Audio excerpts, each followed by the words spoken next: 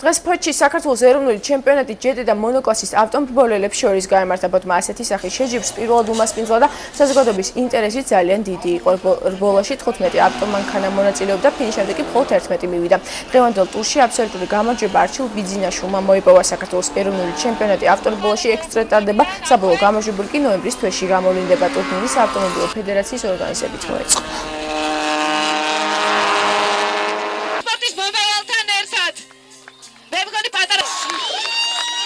პირველად ტარდება ფოთში, საკმაოდ რთული გზა იყო და საკმაოდ კარგი შეჯიბრი შედგება, იმედი მაქვს და მოთხოვნა იყო ესეთი, ხალხის მოთხოვნა, ანუ ეს რეგიონი მეტნაკლებად აკლა ამ რეგიონს ესეთ სანახაობა. ჩემთვის ძალიან მნიშვნელოვანია ფოთელი რო ვარ, იმიტომ რომ ძალიან ემოციურია და ფოთში ეგ პირველად ტარდება ესეთი კარგი შეჯიბრი.